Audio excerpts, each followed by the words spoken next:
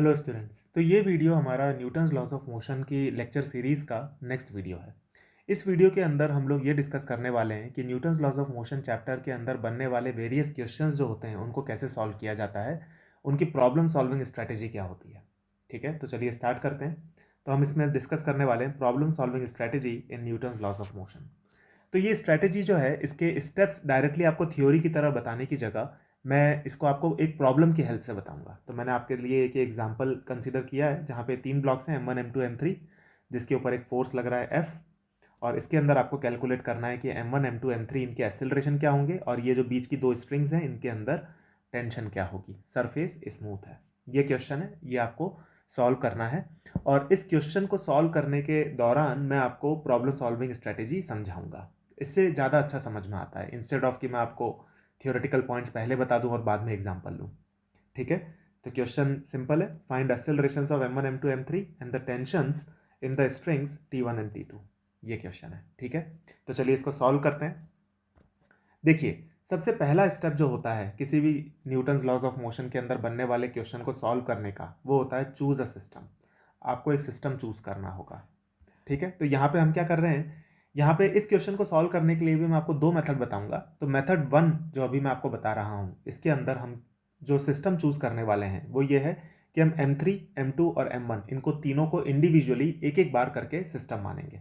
तो हमारा सिस्टम क्या होगा, हमारा सिस्टम एक बार होगा केवल M3, हमारा सिस्टम एक बार होगा केवल M2 और हमारा सिस्टम एक बार होगा केवल M1। तो हम तीनों ब्लॉक्स को इंडिविजुअली एक एक करके सिस्टम मानेंगे और इनके ऊपर फोर्सेस एनालाइज करेंगे, इनका मोशन एनालाइज करेंगे। ठीक है, तो चलिए हम नेक्स्ट पेज पे चलते हैं। तो जब हमने सिस्टम को एनालाइज, सिस्टम हमने चूज कर लिया M1 M2 M3, इन तीनों को हम इंडिविजुअली एक एक बार करके अलग अलग सिस्टम चूज करेंगे। फिर हम इन अपने सिस्टम्स का फ्री बॉडी डायग्राम्स बनाते हैं। तो यहाँ पे हम क्या करने वाले हैं, M3 M2 और M1 इन तीनों के हम फ्री बॉडी डायग्राम बनाने वाले हैं। तो देखिए हमारे पास में जो डायग्राम है ओरिजिनल वो ये है। तो इस डायग्राम को ध्यान में रखते हुए हम M3 M2 और M1 के फ्री बॉडी डायग्राम्स बनाते हैं। तो देखिए कैसे दिखाई देंगे। M1 के ऊपर लग रहा है F राइट डायरेक्शन में, लेफ्ट डायरेक्शन में लग रहा होगा T1, अपवर्ड डायरेक्शन में लेट्स से ग्राउंड से आ रहा है नॉर्मल, डाउनवर्ड डायरेक्शन में लग रहा होगा M1G। ये हमने फ्री बॉडी डायग्राम बना लिया M1 का। M2 का बनाते हैं। M2 के ऊपर लग रहा होगा T1 in the right direction, upward direction में लेट्स से लग रहा है N2, डाउनवर्ड डायरेक्शन में लग रहा होगा M2G, पीछे की डायरेक्शन में लग रहा होगा T2।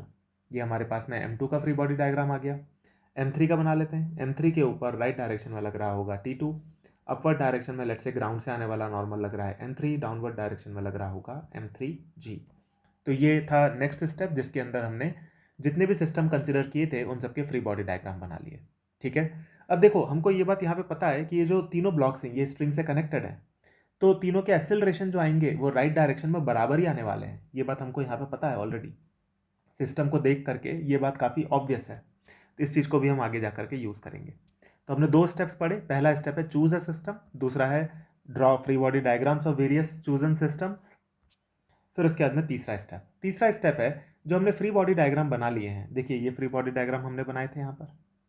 ठीक है, यही मैंने यहाँ पे ड्रॉ किए हुए हैं। फ्री बॉडी डायग्राम बनाने के बाद में आप अप्रोप्रिएट एक्सिस चूज कीजिए और उन एक्सिस के along Newton second law of motion की इक्वेशन लगा दीजिए।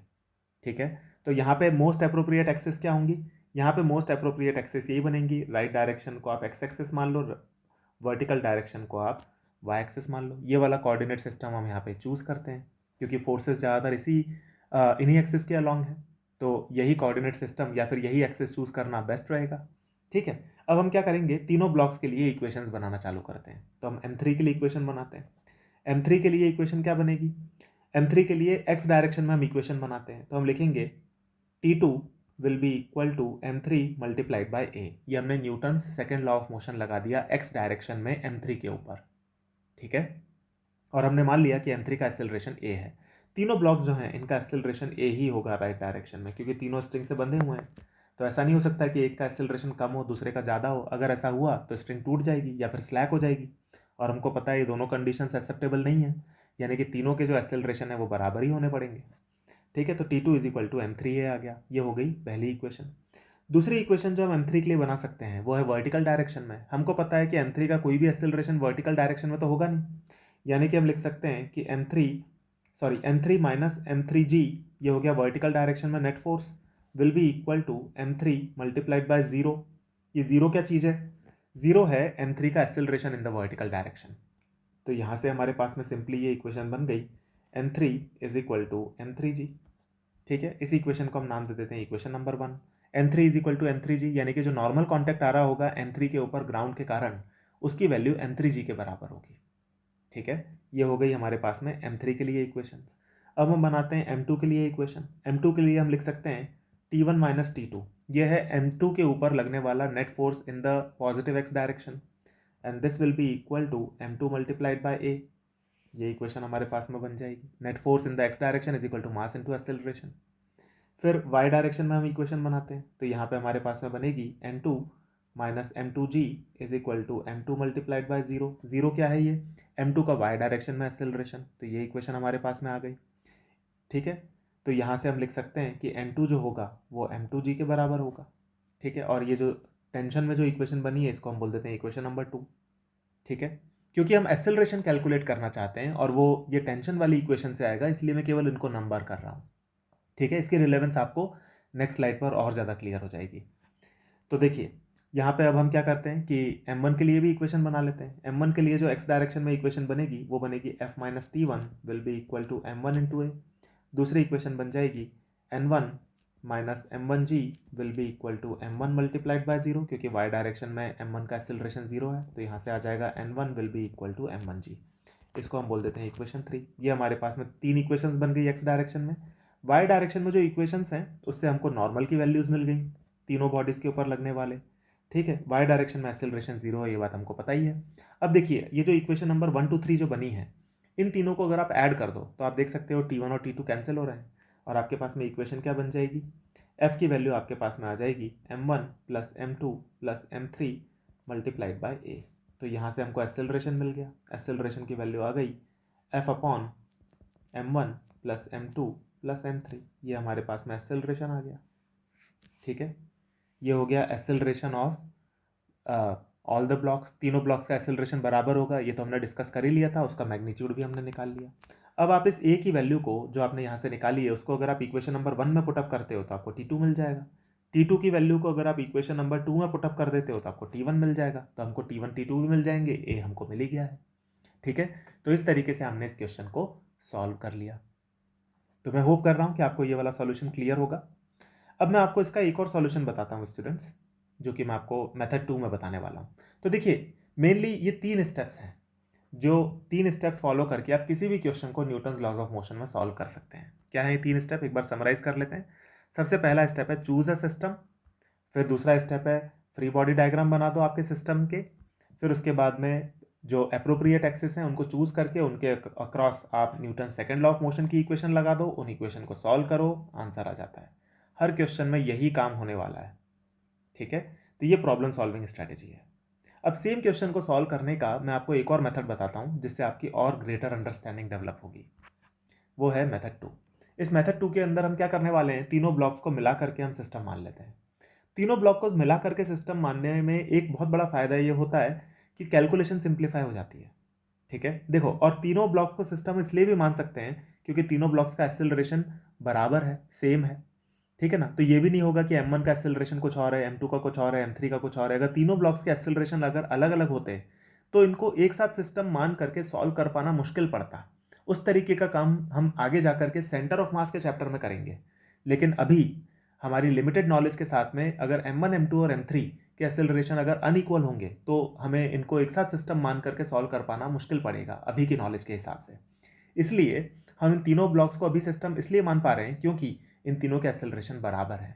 ठीक है, अगर कभी भी आपको न्यूटन्स लॉस के चैप्टर में कभी ऐसे आपको ब्लॉक्स मिले जिनके एक्सेलरेशन मैग्नीट्यूड और डायरेक्शन में सेम ना हो तो उनको मिला करके आप सिस्टम ना माने। ठीक है, अनलेस और until you have a greater understanding जो कि सेंटर ऑफ मास के चैप्टर से आएगी।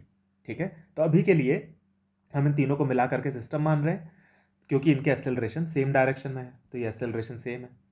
फिर इनके ऊपर अगर हम फ्री बॉडी डायग्राम बनाएं इनका, तो इनका एक्सेलरेशन तो है राइट डायरेक्शन में।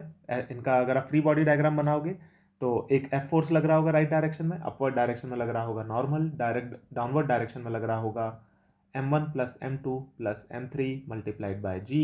और देखो यहाँ पे एक लाइन में हमारे पास में f की वैल्यू आ गई। सॉरी एक्सेलरेशन की वैल्यू आ गई। एक्सेलरेशन की वैल्यू क्या होगी, एक्स डायरेक्शन में जो फोर्सेस लग रहे हैं वो है केवल एफ, तो F will be equal to m1 plus m2 plus m3 multiplied by a। तो यहाँ से हमारे पास में एक लाइन के अंदर एक्सेलरेशन की वैल्यू आ गई f upon m1 plus m2 plus m3।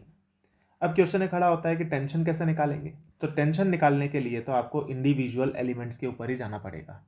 अब अगर आपको मान लीजिए एक्सेलरेशन आपने इस तरीके से जल्दी से निकाल लिया, तो अब आप क्या कर सकते हो, अब आप m3 को कंसिडर कर लो और t2 निकाल लो। तो अब m3 का अब आपको इंडिविजुअल फ्री बॉडी डायग्राम बनाना पड़ेगा। हमको पता है m3 के ऊपर लग रहा होगा t2 राइट डायरेक्शन में, ऊपर की डायरेक्शन में लग रहा होगा m3, नीचे की डायरेक्शन में लग रहा होगा m3g। तो t2 की वैल्यू हमारे पास में आ जाएगी m3 मल्टीप्लाइड बाई a। तो यहाँ से हमारे पास में जल्दी से t2 की वैल्यू आ गई। अब अगर t2 की वैल्यू आ गई और हमको t1 की वैल्यू निकालनी है, तो हम m1 का फ्री बॉडी डायग्राम कंसिडर कर लेते हैं। m1 के ऊपर राइट में लग रहा है f, लेफ्ट में लग रहा है t1, तो हम लिख सकते हैं f minus t1 will be equal to m1 multiplied by a। और f की वैल्यू आपको पता ही है, a की वैल्यू आपको पता है, तो आप t1 की वैल्यू यहाँ से निकाल सकते हैं। ठीक है, तो ये हुआ दूसरा मेथड। तो कई बार ऐसा भी होता है कि अगर आप मल्टीपल ब्लॉक्स को मिला करके सिस्टम मान लेते हैं तो क्वेश्चन ईजी हो जाता है। और न्यूटन्स लॉज ऑफ मोशन के चैप्टर में आप ये बात ध्यान रखें कि सिस्टम आप केवल उन्हीं ब्लॉक्स को मिला करके माने जिनका मैग्नीट्यूड, जिनका एक्सेलरेशन का मैग्नीट्यूड और डायरेक्शन सेम हो। ठीक है, यानी कि जिन बॉडीज का ट्रांसलेशनल मोशन सेम हो उन्हीं को आप मिला करके सिस्टम माने न्यूटन्स लॉज ऑफ मोशन के चैप्टर में। इसका एक जनरलाइज्ड केस हम लोग देखेंगे आगे जाकर के सेंटर ऑफ मास के चैप्टर में, जहां पर हम ये पाएंगे कि किन्हीं भी बॉडी को जो कि किसी भी रैंडम डायरेक्शन में मूव हो रही हैं उनको भी आप मिला करके एक सिस्टम मान सकते हो। लेकिन अभी के लिए हमको उस लेवल ऑफ डिटेल में जाने की ज़रूरत नहीं है। ठीक है स्टूडेंट्स, तो मैं होप कर रहा हूँ कि आपको ये पूरी की पूरी स्ट्रैटेजी, प्रॉब्लम सॉल्विंग स्ट्रैटेजी जो है ये क्लियर हो गई होगी। इसको आप रिवाइज कीजिए। इसी स्ट्रैटेजी को हम यूज़ करके और बहुत सारे क्वेश्चंस को सॉल्व करेंगे आने वाले वीडियोस में। Thank you.